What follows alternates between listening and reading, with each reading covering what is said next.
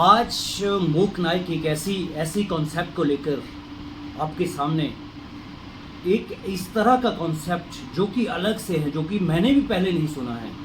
मैं देव भारती, मूक नायक, प्रभारी हिमाचल प्रदेश, एक स्पेशल, मैं कह सकता हूँ, एक इस तरह का कॉन्सेप्ट, इस तरह की धारणा और इस तरह का एक आपने कभी सुना होगा एंटी करप्शन। एंटी करप्शन क्या होती है? मतलब जो करप्शन है, करप्शन के अलग से काम करना। करप्शन को रोकने के लिए कोई देश के अंदर कोई ऐसी ऑर्गेनाइजेशन है कि नहीं है? क्या करप्शन को रोका जा सकता है कि नहीं रोका जा सकता है? आपके दिमाग में ये सवाल अक्सर आते होंगे कि कोई ऐसी विंग्स है, कोई ऐसी ऑर्गेनाइजेशन देश के अंदर काम कर रही हैं। तो मैं इसीलिए कह रहा हूँ कि आज हम इस तरह का एक कॉन्सेप्ट, इस तरह की एक धारणा, इस तरह की एक ऑर्गेनाइजेशन से मिलने जा रही है आज मूक नायक। यह है anti corruption crime control, ACCF। उनके चीफ हमारे साथ है मिस्टर नाथू राम चौहान जी। क्राइम कंट्रोल, ACCF, ये जो ऑर्गेनाइजेशन है, थोड़ा सा मुझे एक डिटेल में बताओ, ये ऑर्गेनाइजेशन है क्या है और ये किस तरह से देश के अंदर काम करती है और ये किसके लिए काम करती है, कब से काम करती है? इसमें आज़ादी से पहले एक आपने नाम सुना होगा, आज़ाद हिंद सेना की स्थापना की थी माननीय सुभाष चंद्र बोस जी ने। क्योंकि उस समय में जो सरकारें थी, जो सेनाएं थी, ज़्यादातर देशों में उसमें तानाशाही लोग रहते थे, ज़्यादातर देश गुलाम थे और उनकी जो सेनाएं थी वो तानाशाही के रूप में काम करती थी। तो आदमी जाए तो कहाँ जाए, जाए तो किसके पास जाए? उसमें बड़ा शोषण होता था, बड़ा प्रताड़न होता था। तो आदरणीय सुभाष चंद्र बोस जी ने उसमें एक सेना बनाई थी, आज़ाद हिंद फौज की स्थापना की थी। सेम उसी आधार पे, उसी पैटर्न पे आज भी ये हो रखा है कि आदमी शोषित, आदमी प्रताड़ित, आदमी दुखी आदमी जाए तो कहाँ जाए। इसी सोच को लेके, इसी कंसेप्ट को लेके आदरणीय सुभाष चंद्र बोस को ही अपना आदर्श मानते हुए 2016 में हम लोगों ने anti corruption crime control force की स्थापना की। बहुत सारी चीज़ें थी, लगभग 2 साल का हमें समय लगा सेंट्रल गवर्नमेंट से परमिशन लेने के लिए। हमारा जो लोगो है, हमारा जो सिंबल है, उसमें क्या क्या चीज़ें रखनी है, कैसे कैसे रखनी, लगभग पूरे 2 साल लगे थे। और 2018 से पूर्ण रूप से पूरे भारतवर्ष में हमने काम करना शुरू कर दिया। सर, ये बहुत बढ़िया एक मैं कह सकता हूँ कि इस तरह की बातचीत हम करने जा रहे हैं, इस तरह के पॉडकास्ट आपके साथ करने जा रहे हैं। और देश के लोगों को आज देश के अंदर मैं देखता हूँ कि जब हम पूरे अपने देश की बात करते हैं तो लगभग जो हमारा देश है करप्शन में भी काफ़ी ऊपर है और करप्शन जो है हर स्तर पर करप्शन है। इसीलिए मैंने ये दर्शकों को ये चाहा आज कि एक ऐसा कॉन्सेप्ट आना चाहिए बाहर, लोगों को ये चीज़ मालूम होनी चाहिए कि इस तरह का कोई आपको असिस्ट करने वाला इस देश के अंदर कोई ऑर्गेनाइजेशन है। हिमाचल के अंदर हम हिमाचल में एक शिमला में बैठे हैं, राजधानी, हिस्टोरिकल देश की राजधानी है, हिमाचल की राजधानी है। और मैं ये चाहता हूँ कि आज हम यहाँ से पूरे देश के लिए एक बड़ा मैसेज जाए कि इस देश में आपके लिए कोई चीज़, कोई बैठा है कहीं, कोई ऑर्गेनाइजेशन आपके लिए बैठी है, आप अब असुरक्षित नहीं हैं, आपको कोई ठग नहीं सकता है। मैं सीधा एक सिंपल लैंग्वेज में कह सकता हूँ, आपके साथ अब कोई भी इस तरह का जिससे करप्शन की बातें नहीं हो सकती है, क्योंकि आपके पीछे एक एंटी करप्शन क्राइम कंट्रोल क्या सर पूरा ये ACCF आपके पीछे खड़ा है। हाँ, तो सर मैं आपसे एक सवाल और पूछना चाहता हूँ, इसलिए मैं दर्शक को ये भूमिका बांधना चाह रहा था कि ये जो एंटी करप्शन है आपका, इसका मेन टारगेट है क्या सर, मेन उद्देश्य इसके है क्या सर? उद्देश्य भारत क्योंकि एक लोकतांत्रिक देश है और भारतीय लोकतांत्रिक देश में हमारे एक संविधान है। संविधान में मूलभूत सुविधाएं यहाँ के जनमानस को या आम व्यक्ति को मूलभूत सुविधाएं दी हुई हैं। उन मूलभूत सुविधाओं को देने के लिए पटवारी से लेकर और एक पंचायत सचिव से लेकर के चीफ सेक्रेटरी तक नियुक्त किए गए हैं, जिनको तनख्वाह और सैलरी दी जाती है। उसी आधार पर वार्ड मेंबर से लेकर और प्रधानमंत्री तक भी नियुक्ति की जाती है, जिनको सैलरी के साथ साथ और भी तमाम सुविधा दी जाती है। अब वो व्यक्ति अपने मूलभूत अधिकार के लिए अगर कहीं किसी के पास जाता है, किसी अधिकारी के पास जाता है, किसी नेता के पास जाता है, तो उसे लगता है कि नेता शायद मेरे को मूलभूत सुविधा मुझे दे रहा है, उसे लगता है अधिकारी मुझे मूलभूत सुविधा दे रहा है। देने की अपेक्षा वो नेता या अधिकारी उसे मूलभूत अधिकार देने की अपेक्षा रोकता है। उसे वही रोक जहाँ वो उसे उसको अपने मूलभूत अधिकार से उस व्यक्ति को वंचित करता हो, चाहे अधिकारी हो चाहे नेता हो, वहीं पर हमारा काम शुरू हो जाता है anti corruption crime control force. बिल्कुल सही है सर आपकी बात। मूलभूत अधिकार जो आपने इसका एक बेसिक बताया कि हम लोगों का जो मूलभूत अधिकार हैं जो संविधान ने दिए हैं उसका हनन होता है, उसका अगर उसको छीना जाता है वो लोगों तक नहीं पहुंचती है। माना कोई गवर्नमेंट की एक बड़ी स्कीम है, माना 2 करोड़ 5 करोड़ की एक स्कीम लगी है, माना रास्ता बनना है, तो वहाँ पर जो है करप्शन होता है। मैं ये सिंपल इसमें समझूँ, वहाँ पर आपको लगता है कि करप्शन हो रहा है, कुछ लोग आपसे कंप्लेंट करते हैं डायरेक्टली। बिल्कुल। अब दर्शकों अब आप कंप्लेंट कर सकते हैं डायरेक्टली, क्योंकि अब हम anti corruption crime control force से बात कर रहे हैं और हम आपके साथ साझा करेंगे, इनके कॉन्टैक्ट नंबर भी साझा करेंगे। इनकी बहुत बड़ी फोर्स है, इनके साथ बहुत सारे लोग जुड़े हैं और गवर्नमेंट के साथ भी इनका बहुत बड़ा अच्छा लाइसेंसिंग है। और आपको अब मैं फिर से ये कह रहा हूँ कि अब आपको निश्चिंत हो जाओ, आपको चिंता करने की कोई ज़रूरत नहीं है। हम बहुत सारे सवाल और इनसे पूछने वाले हैं।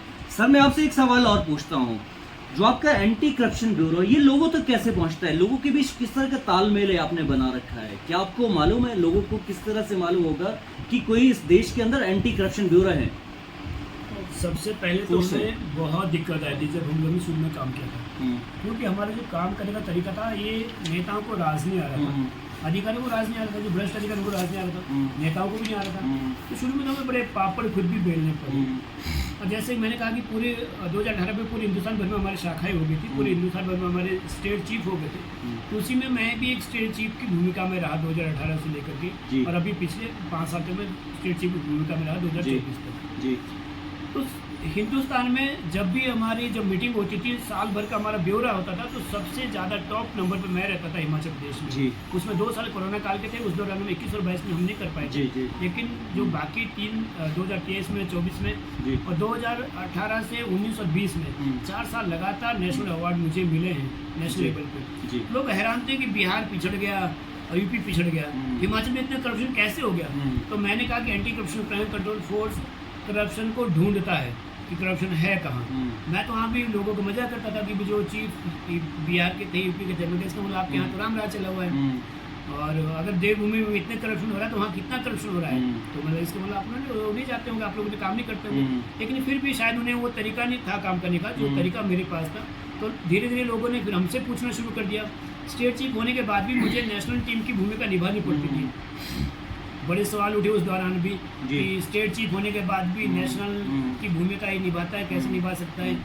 तो खैर पिछले साल ही हुआ कि मुझे नेशनल टीम में ही जाना पड़ेगा, और मैं नेशनल टीम में हूँ आज, national assistant chief anti corruption crime control force का। और पूरे भारतवर्ष में जहाँ पर भी ना केवल सिरमौर, ना केवल हिमाचल, पूरे हिंदुस्तान भर से हम इतनी सारी शिकायत आती है, इतनी सारी शिकायत आती है, और मुझे कुछ बुरा भी उसमें नहीं लगता, क्योंकि हम पैदा ही इसलिए हुए और हम ये प्रयास करते हैं कि शाम तक अगर 8 या 10 लोगों के चेहरे पे स्माइल नहीं ला पाए तो तब तक फिर उस दिन हमारा खराब रहे। बहुत बढ़िया सर, बहुत अच्छी बात कही आपने। मैं दर्शकों में एक चीज़ और आपको बताना चाहता हूँ, मूक नायक क्या है? मूक नायक एक ऐसी इस तरह का मीडिया है जो कि 1920 में 31 जनवरी 1920 में बाबा साहब ने इस देश के अंदर एस्टेब्लिश किया।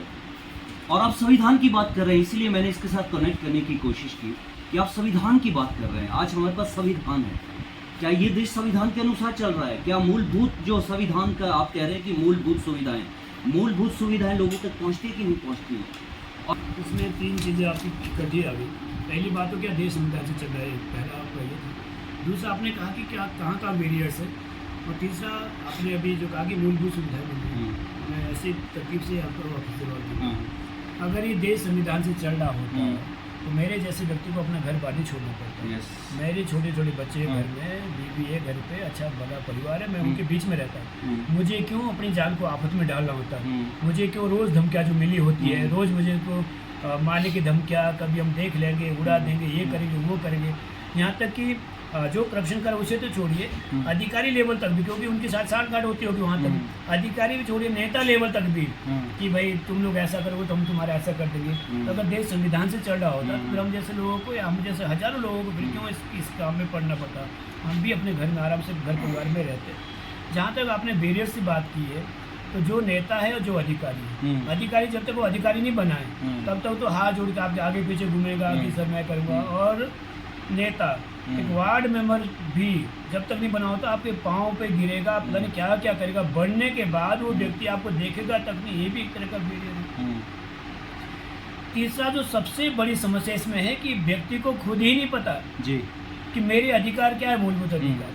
वो चाहता है कि सर मैं वार्ड मेंबर के माध्यम से जाऊं या फलाने ढिमकाने माध्यम से जाऊं। तो हमारे एंटी करप्शन का मेन जो काम है, हम लोग यही काम कर रहे हैं, लोगों को जगा के भाई तुम्हारे अधिकार है, कोई नेता तुम्हें नहीं दे रहा है, नेता तो रोक रहे उस चीज़ को, अधिकार तो रोक रहा है उस चीज़ को, जो अधिकार है आप लोगों का। बैरियर की बात यहाँ पर ये भी ख़त्म होगी कि जिन्हें हमें सुविधा देनी चाहिए तो वो बैरियर का काम कर रहे हैं, रोकने का काम कर रहे हैं। सबसे बड़े तो वही हमारे विरोधी है, मूलभूत सुविधा तक हमें पहुँचने की जरूरत है।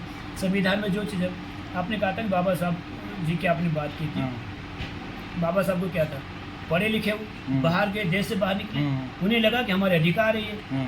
ठीक मेरे साथ भी ऐसे ही हुआ। मैं गांव में, छोटे से गांव में, और नाम भी अब पता है नाथुराम है, तो लोगों को लगा अरे यार मतलब गांव एकदम बैकवर्ड गांव और जगड़ सा आदमी, पागल सा आदमी और फलाना ढिमकाना।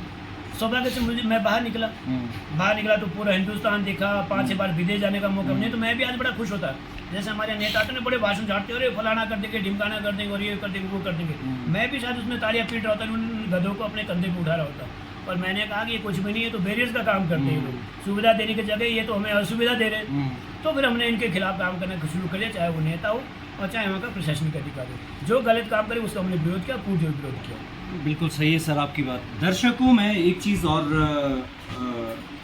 चौहान साहब से ये बात करना चाहता हूँ आगे कि बहुत ही अच्छी बात है, इस देश में करप्शन है, ये तो प्रूफ है कि इस देश के अंदर करप्शन है।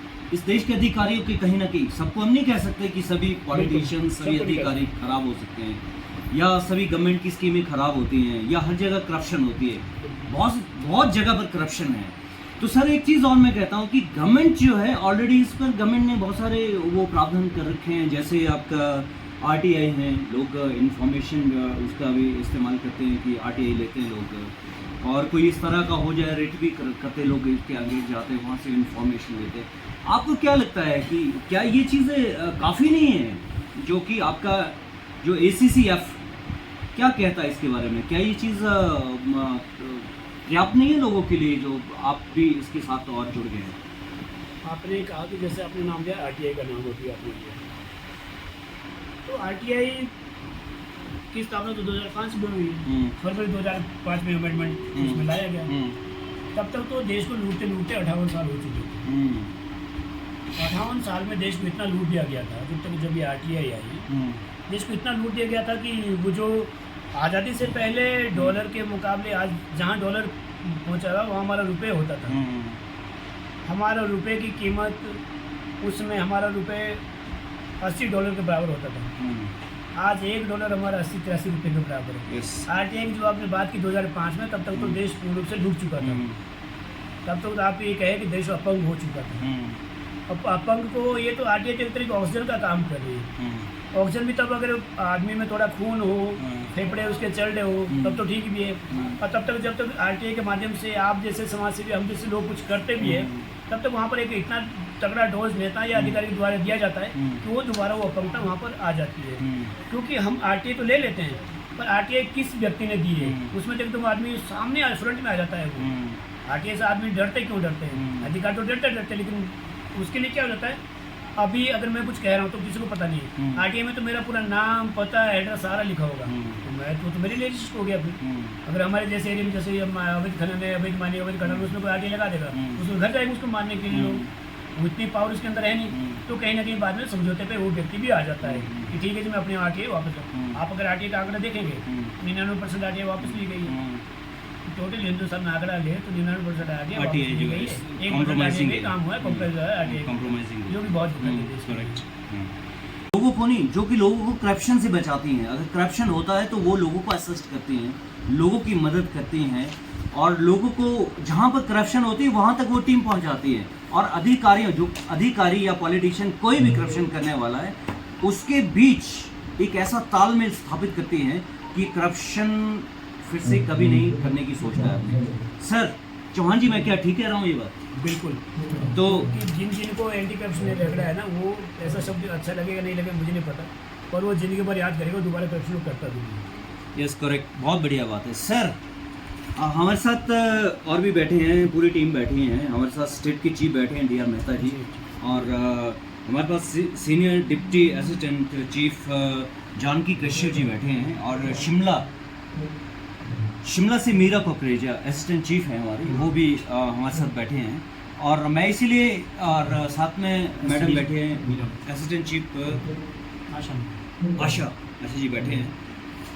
साथियों, मैं इसीलिए पूरी टीम को इंट्रोड्यूस करना चाहता हूं कि आप लोग देखिए कि ये लोग हैं वो लोग जो एंटी करप्शन, जो कि आपको करप्शन से बचाने की कोशिश करेंगे। जो करप्शन, ये टीम हिमाचल आई है, शिमला आई।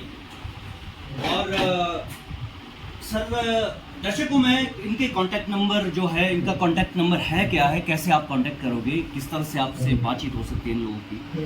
और ज़रा चौहान जी को, कैमरा चौहान जी को लगे। ये हमारी टीम, ये टीम नहीं है, बस लगा कि ये टीम है हमारी, बहुत बड़ी टीम है, और इतनी बड़ी टीम है कि सरकारें डरती है। हमारी बहुत सारी टीम ऐसी है जो आमने कैमरे के सामने नहीं आते। बहुत बड़ी टीम हमारी ऐसी टीम काम करती है जिनको चाहे एक जगह के हमने 4 लोग भेज दिए, उन चारों लोगों को ये नहीं होता पता कि वो मेरे लिए ही काम करे, जबकि वो 4 लोग मेरे लिए ही काम कर रहे होते हैं। तो ऐसा नहीं कि बहुत बड़ी टीम है पूरी हिमाचल प्रदेश में, केवल ये टीम नहीं, ये तो जो कैमरे के सामने आ गया वो तो ज़्यादा काम कर भी नहीं पाएगा, जबकि जो कैमरे के सामने नहीं है अधिकतर काम तो हमारा वही करता है ज़्यादा काम।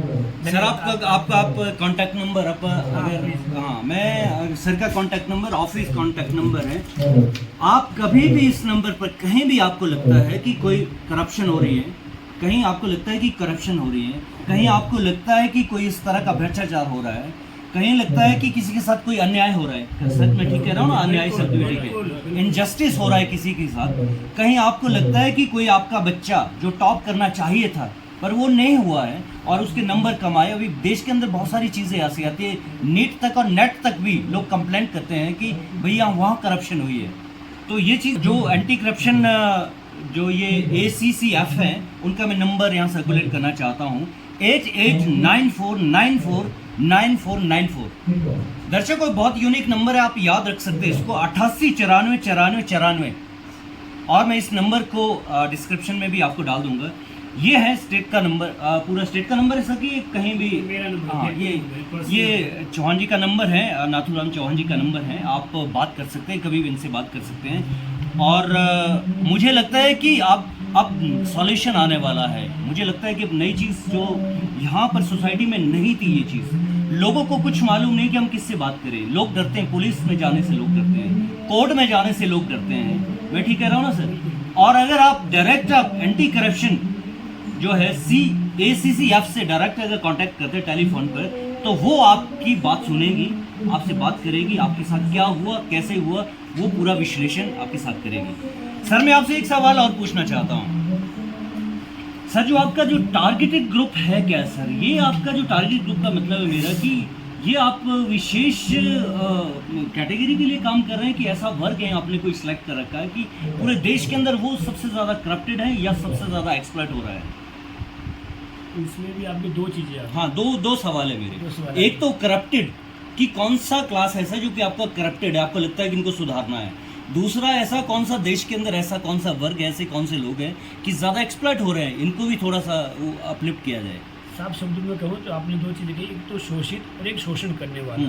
हाँ जी, हाँ जी। तो शोषित वो व्यक्ति है जिसे अपने, फिर वही मूलभूत अधिकार का पता है। यस। जब तक जिससे अपने मूलभूत अधिकार का पता है, वो कभी भी शोषित नहीं हो सकता, वो कभी भी उसका शोषण नहीं हो सकता। और दूसरा, जो शोषण करने वाला कौन है? शोषण करने वाला बड़ा अधिकारी और बड़ा नेता। साफ और स्पष्ट कहना चाह रहा हूँ कि जो जितना बड़ी अधिकारी, जितनी बड़ी पोस्ट पे पहुँचेंगे, जितनी बड़ी उसको नेता बन जाएगा, 1 बार MLA, 2 बार, 3 बार, 4 बार, उतना उनका वो बढ़ जाता है, ग्राफ बढ़ जाता है, वो करप्शन करने का और शोषण करने का, उतनी उनकी सीमाएँ भी बढ़ जाती है। मैं ये नहीं कहता कि सब लोगों की, और कुछ लोगों को ऐसा जरूर है। कुछ लोग तो फिर होता क्या होता है कि मान लीजिए अगर कोई भ्रष्टाचार अधिकारी बड़ा ईमानदार है, तो नेता क्या बोलते हैं, अरे ठीक है, आप वहाँ के लायक नहीं हो, आप वहाँ से किसी और जगह चले जाओ, आपको ट्रांसफर वहाँ की जाती है, आप वहाँ का जिले को नहीं देख पा रहे, आप वहाँ मंडल नहीं देख पा रहे, तो ठीक है, आप सचिवालय में आके बैठ जाओ यहाँ पर, जब आप वहाँ से कुछ ला नहीं पा रहे हो, वहाँ से आप कुछ दे नहीं पा रहे हो, कमा के ला पा रहे हो। और इसमें कहीं ना कहीं फिर वही व्यक्ति जिसे अधिकारी को, उसे किस व्यक्ति को चुनना था। अब देखिए, बात फिर घूम फिर के कहाँ है, उसी आदमी के ऊपर जिसका शोषण हो रहा है, उसी के ऊपर, क्योंकि उसने ऐसे आदमी को वोट दिया है, जी उसने ऐसे आदमी को चुना है जो भ्रष्टाचारी है। जी बात उस शुरुआत जहाँ से मूल, जहाँ से उसका शुरुआत होती है, समाप्त भी वहीं पर होगा। वहीं पर होती है। जिस दिन हम अपने जैसे व्यक्ति को, अपने जैसे ईमानदार आदमी को चुनेंगे, जो हमें एक दारू की बूंद ना दे और एक लाल पैसा हमें ना दे, जिस दिन हमने ऐसे व्यक्ति को चुन लिया, निश्चित रूप से मानिए कि उस दिन स्वराज आएगा। और स्वराज आएगा तो उस व्यक्ति, स्वराज मतलब उस व्यक्ति का राज जिसने वोट दिया है। वोट दिया है। स्वराज मतलब मेरा राज, मेरा अपना राज। हम्म। तो वो उसी व्यक्ति से शुरू होता है और शोषण भी उसी व्यक्ति का होता है। तो जब तक उन्होंने ये नहीं समझा, जो व्यक्ति घर आता है ठीक है वोट देंगे, पर उससे पहले मेरे सामने संकल्प कर दे दो। हमारे यहाँ एक प्रथा है, हमारे यहाँ चलो ठीक, हम हिमाचल के हैं तो उसमें दिक्कत क्या है, मैं बताऊँ कि हमारे यहाँ जब नेता लोग जाते हैं किसी गरीब आदमी के यहाँ जाएंगे, डराएंगे, धमकाएंगे, 5,000 10,000 जो भी उसको देना है वो दे देंगे। उसके बाद उसे लोटा नमक करवाते हैं कि भाई तू मेरे को वोट देगा। अरे लोटा नमक मेरे से क्या करवा, लोटा नमक उससे करवाओ ना नेता से कि तू लोटा नमक कर मेरे सामने कि ये सारे काम मेरे करेगा। पैसे नहीं तेरे चाहिए, एक भी नहीं, तेरे से 1 रुपये मेरे को नहीं चाहिए। हाँ लोटा नमक कर ले कि जो जो संविधान में तेरे लिए गाइडलाइन लिखी हुई है कि मैं आम आदमी के लिए, आम व्यक्ति के लिए काम करूंगा, वो तू कर, उसके लिए लोटा नमक तू कर। पर वहाँ तक हमारे समझ सोच नहीं जा रही है आम आदमी उस, इसलिए वो भी होना चाहिए। बिल्कुल करेक्ट सर। चौहान साहब, मैं आपसे एक आखिरी सवाल अब करना चाहता हूँ। ये सवाल ऐसा है कि जो इस देश के लोग हैं वो कॉम्प्रोमाइजिंग हो जाते हैं। वो लोग क्या करते हैं कि चलो एक अधिकारी बैठा है, कुछ टाइम बच जाता है, दे लेके कर लेते हैं, कुछ मैं देता हूँ, कुछ अधिकारी तो मांग ही रहा है। तो मैं ये सवाल ये है मेरा कि दोनों साइड से करप्शन है सर, अब दोनों तरफ से करप्शन है। अभी जो ये बात तो करप्शन की हो रही है, दोनों साइड से करप्शन है। मैं भी कुछ अपना टाइम बचाने के लिए, अपना काम निकालने के लिए अधिकारी के साथ मिल जाता हूँ, मिक्स हो जाता हूँ। और अधिकारी तो बैठा है, वो तो घात लगा के बैठा है कि चलो आ गया आदमी तो इससे कुछ निकलेगा। और तो ये जो चीज़ें हैं, ये जो समस्या है सर, इससे आप किस तरह से निपट रहे हैं? क्या आपको किस तरह से आपको क्या प्लानिंग है आपकी, क्या स्ट्रेटेजी रहती है कि समाज के जो लोग हैं उनको अवेयर किया जाए, समाज के लोग ये उनको ये अवेयर किया जाए कि अब आपके साथ ACCF हैं, आपके साथ नाथूराम चौहान जी खड़े हैं, आपके साथ पूरे देश में एंटी करप्शन खड़ी हैं और एक बड़ी ऑर्गेनाइजेशन खड़ी है। अब आपको कंप्रोमाइजिंग करने की कोई ज़रूरत नहीं है। सर आप इसके ऊपर क्या कहना चाहते हैं? कंप्रोमाइज़ की बात आती है तो मैं ये कह रहा हूँ कि मैंने बहुत सारे इशू है। ये नेशनल अभी किरतपुर मनाली, नेशनल हाईवे 20 और किरतपुर मनाली, उसके ऊपर बहुत सारे लोगों की ज़मीन दब गई, मकान दब गए, ख़त्म हो गए। NH 707 ग्रीन कॉरिडोर जो एशिया का पहला ग्रीन कॉरिडोर बन रहा है, जो पोटा साहब से घुमार फड़ीस के लिए तक बन रहा है, हमने करोड़ों रुपए लोगों को वहाँ पर दिलाए जो लोगों के मुआवजा के रूप में बनते थे। और उसके बाद में लोग कंप्रोमाइज़ की स्थिति में आ जाते हैं, कंपनी के दबाव में, अधिकारी के दबाव में, नेताओं के दबाव में। हम आज भी NGT और सुप्रीम कोर्ट में केस लड़ रहे हैं लोगों के लिए। आम आदमी, मेरा उसमें कुछ नहीं है, ना किरतपुर मनाली में मेरा कोई रोल था, ना मेरा जो NH 707 पे मेरा कुछ है, ना मुझे उसमें 1 भी रुपये मिलना है। पर हम लोग लड़ रहे हैं, बड़े बड़े केस लड़, हिंदुस्तान का सबसे बड़ा केस लड़ रहा हूँ, नितिन जयराम जी के खिलाफ आज की डेट में केस लड़ रहा हूँ। पर वहाँ पर फिर क्या होता है, फिर आदमी वही कंप्रोमाइज की स्थिति में आता है। yes. अभी मैं कोर्ट में केस लड़ रहा हूँ तो वहाँ पर जज साहब ने मेरे को यही कहा कि चौहान जी आपके एविडेंस बिल्कुल ठीक है, आप अपनी जगह बिल्कुल सही हो, क्योंकि हमने ड्रोन से, सैटेलाइट पिक्चरें, बहुत सारे तथ्य दिए, बहुत सारे और हजारों की संख्या में डॉक्यूमेंट वहाँ पर दिए। कोर्ट कहता है लेकिन फिर लोग क्यों नहीं कहते? अब इतने सारे इश्यू है, इतनी सारी समस्या, तो लोग क्यों नहीं कहते? तो मैं कहता हूँ लोग तो मर गए सर वहाँ पर। सीधा मैंने कोर्ट में सब यूज़ किया है। फिर हम सांस लेने को जिंदा नहीं कह सकते, जो व्यक्ति जिंदा, वो जिंदा दिखना भी चाहिए केवल। आज हमारे साथ national assistant chief Nathuram Chauhan ji मोक नाइक पर एक विशेष बातचीत जो हमने आपके लिए लाई, एक ऐसी बातचीत जो एक ऐसा कॉन्सेप्ट जो अलग से एक कॉन्सेप्ट था, अलग से एक धारणा थी, अलग से इस तरह का मैं कह सकता हूँ इस तरह की संस्था है, इस तरह का सोच है, और जो लोगों को असिस्ट करती हैं, लोगों को एक मैं कह सकता हूँ पावर देती हैं। लोग को लगता है कि मैं अकेला नहीं हूँ, अगर मेरे साथ कोई भी गलत होता है, कहीं भी इनजस्टिस होता है, तो मेरे पीछे anti corruption crime control ACCF अब आ चुका है। दर्शकों, नेक्स्ट में हम ज़रूर किसी नए कॉन्सेप्ट के साथ आपके साथ होंगे, नई पर्सनालिटी होगी। और आज के लिए इतना ही। मैं देवभारती मोक नायक।